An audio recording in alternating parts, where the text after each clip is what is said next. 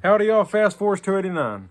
So tonight we're just going to do a little talking on how I installed a T5 into my 1968 Ford Fairlane slash Torino, same car. We'll go underneath the car and I'll show you what it looks like and explain things, stuff like that. And the kit I bought is for a 1968 Ford Mustang from CJ Pony Parts.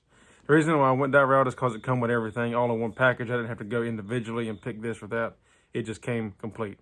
All right, so if we take a look, you can see here's the T5 right here. Obviously, you need a T5, the early model, not the SN95, but the regular T5. You need a bell housing, and the starter is actually for a C4. I used my original cross member. I was able to use the factory cross member to come in the car. I used the very last bolt hole. See, you got 3 holes. Use the very last bolt hole, and it fits perfectly. Use a C4 transmission mount for this. Just a standard C4 mount for that. And it'll bolt to your T5 and bolt to the cross member perfectly.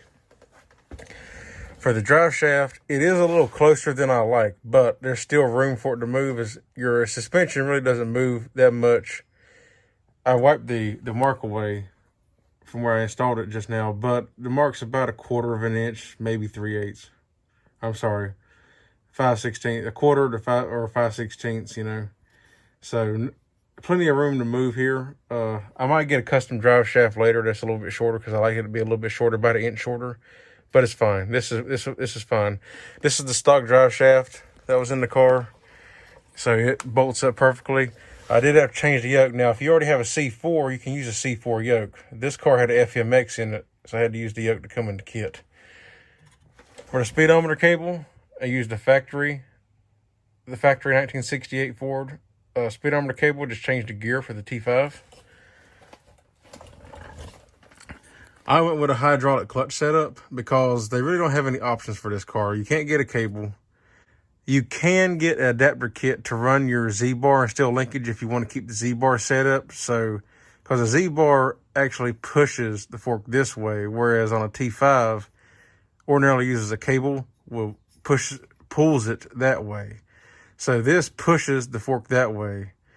So, but they do have retrofit kits or whatever you want to call it that you can put in here for your Z-bar, but I didn't do that.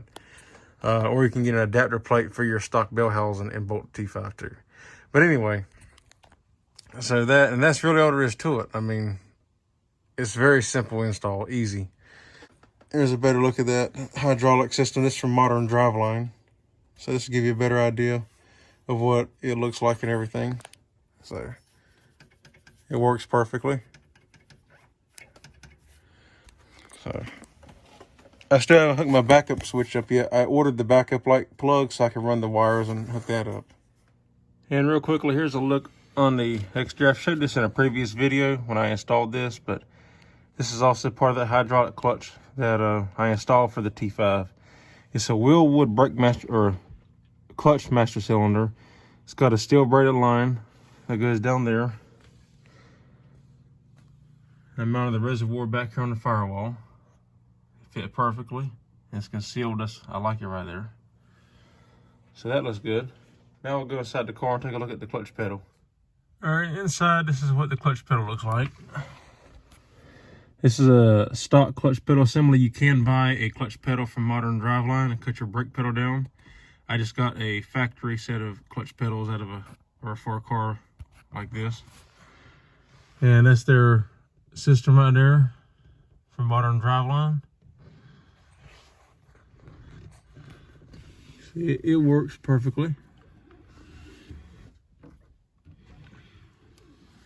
Sorry for the shaky camera. It's kind of hard to hold this and move it at the same time. But it works good. No complaints. To note, I'm not real sure how it would be on a factory car because this car came as a column shift. So I cut this hole out when I installed the automatic shifter, and now I got to get rid of this automatic transmission tunnel hump and get a manual hump to put in here. I did have to cut the floor out a little bit bigger on this side and a little bit more at the front for this to fit, because this transmission is a little bit longer, but this, where the shifter is further forward that way. So I don't know how this would be if you had a factory manual car. Maybe it would just go right in without cutting anything. I'm not sure. And I got this located in the factory spot for the automatic, so, but I don't know how big the automatic holes were. I just cut out what I needed when I installed the automatic shifter. But, so yeah, whatever your car has, just you may have to trim the floor around for the fit. Well, I hope y'all enjoyed the video. I hope it was helpful for y'all that want to put a T5 in your 68, 69, or even 70. Don't quote me on the 70, 71s. I think they're probably the same procedure. It probably all works about the same, but definitely for 68, 69 for certain, putting a T5 in your 68, 69 Ford Fairlane / Torino.